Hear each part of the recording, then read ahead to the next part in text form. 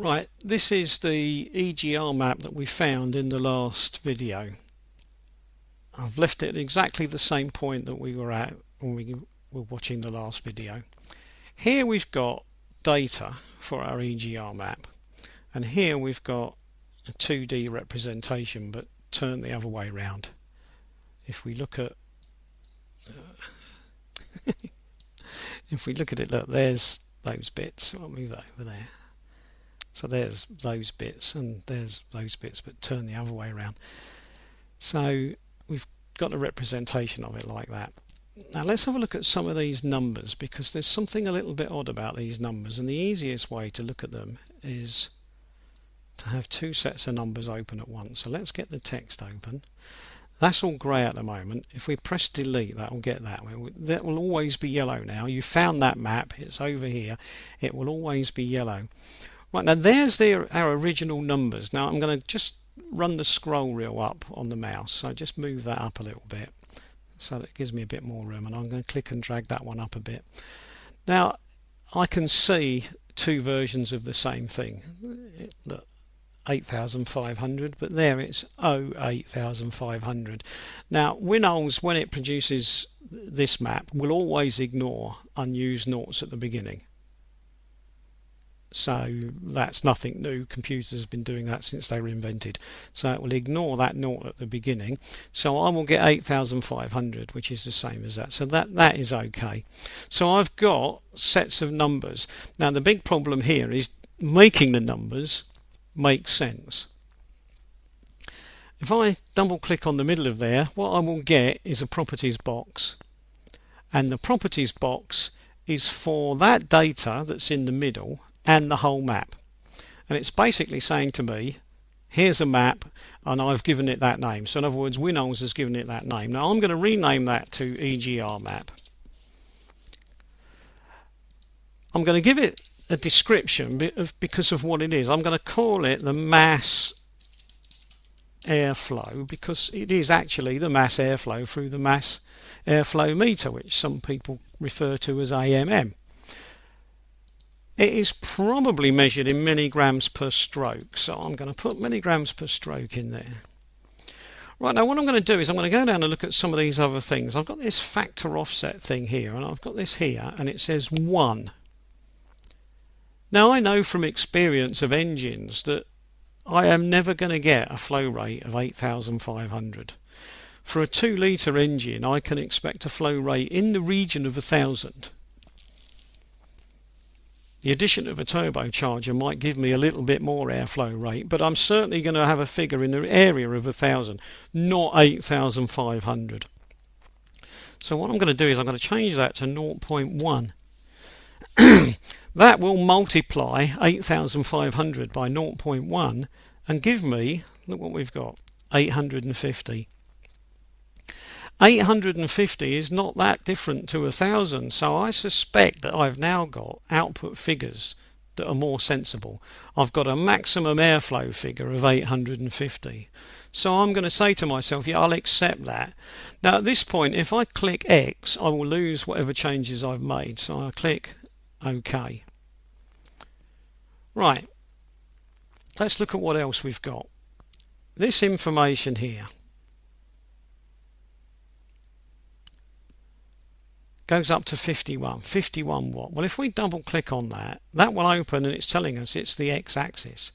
Now WinOLS has decided that's IQ. IQ is short for injection quantity. Now I'm going to accept that as being correct.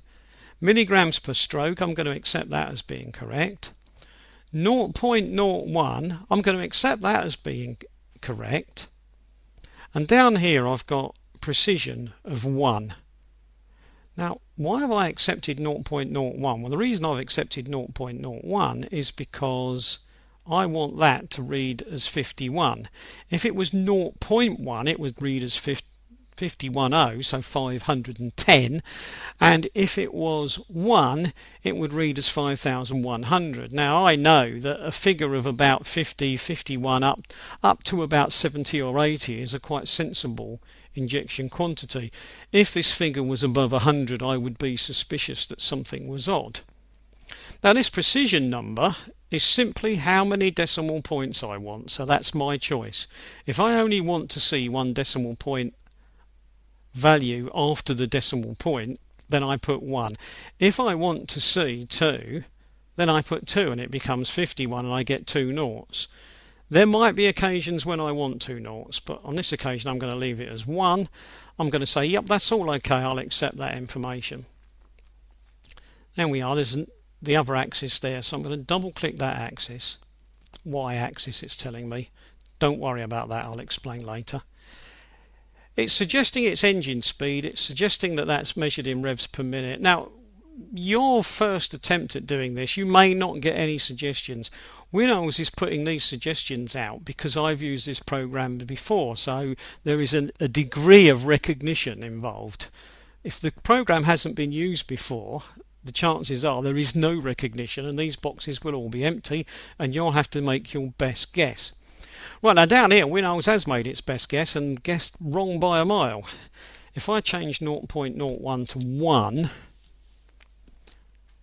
look what it's done to this figure down here. If I go back to 0.01, which it was, if revs per minute is right, 54 revs per minute? I don't think so. So we'll get rid of that and we'll make it 1. And we'll say ignore the precision because we don't need any. We could put 0, but we won't bother. We don't need any at all, so we'll ignore it. And we'll say OK. So what we appear now to have is revs per minute for this map, injection quantity for this map, and an output. And these are the X or the Y axes, depending on which way around they go. And this is changeable. So don't get hung up on thinking, oh, this is the X and that's Y, or that's X and that's Y, because it's not. So if you're looking at an X-axis and someone else has got their computer and they're looking at an X-axis, it's possible that the X you're looking at is the Y they're looking at, because the two are interchangeable. So you need to describe which axis you're looking at, not just mention X and Y. This is often called the Z-axis. It's the output from the map. So in other words, we've got these two axis functions and here's the output from our map. This output is basically what the engine or the ECU is being told is a reasonable airflow rate for this amount of fuel and those sorts of revs. So that's what we're being shown on that map. Now normally you wouldn't worry too much about that because you're just changing map data, but I'm just, because this is a beginner's guide, I'm giving a slight more information about that as we go. Right, there we are then. So we've got our EGR map and we've got most of the information that we need to go with our EGR map, and we again can look at it in 3D view. Oh, it's gone. Don't worry if it does that. Use your mouse, scroll up, and with a little bit of luck, as you scroll up, a warning will appear. Please click to optimize view, and there we are. And if you get any extra coloured bits in it that you don't want, don't worry about those. There are highlights that have been put in by WinOLS. Click delete and they have gone out of the way. So there we are. There is our map in 3D view. 2D view is the original view but somewhat squashed down to not easy to see, and there we are in text view. Now at this point it is worth pointing out, where did this information come from? Now we've already seen that this information is that big block of information there, just slightly altered by a factor. And where did this information come from? Well, if we look, 1, 2, 3, 4, 5, 6, 7, 8, 9, 10, 11, 12, 13. 13 columns, look. And over here 13 by 16, so 13 columns. If we go up here and have a quick search around, look, there we are, we've got the number 13 followed by 1, 2, 3, 4, 5, 6, 7, 8, 9, 10, 11, 12, 13. So there's the access data, so there's the map data for the output, this bit, and that's the axis data for one of the axes, and it's for the one that's got 13 units in it. That one. So when we're forced to do this on our own with no help from WinOLS, one of the things that we can look for is, if we know how many of these we want, we can go and look for a number that corresponds to the number that we want. So if we know that we want 16 rows, we can go and look for 16 rows, and look, there it is, 16 rows, 16, and if we count those, there will be 16. If you're doing this on your own though, because WinOLS hasn't done it for you, don't get tripped up by these. Just in front of the 16 there's a number. That's a reference number in the hex dump. Now WinOLS uses that reference number to find maps. Don't you use that number. And if we look here, let's go and find our 13. Look, there's a reference number in front of that one. And again, you don't use that number. So you won't ever need to use that number or that number unless you become a super duper expert in searching for files and decide you want to use those reference numbers to help you search. But as a beginner, you won't want those numbers and you won't want anything to do with those numbers. So when you're looking for an axis, you'll be saying to yourself, how many digits has it got? Oh, it's got 16. Right, I'll search for 16. Oh, there it is. And the 16 is of no use to you when you're looking for an axis, only to find it. The information you will want is the 16 digits, these. And for 13, it will be these 13. Not the actual number 13 or the number 16. They just help make it easier for you to find it. Right, what I'm going to do is, you can see now that there is no magic close box down here. So for this one, I'm just going to click X to close it, and I'm going to stop there for this video and start the next one looking for a different map just to reinforce what we've done so far.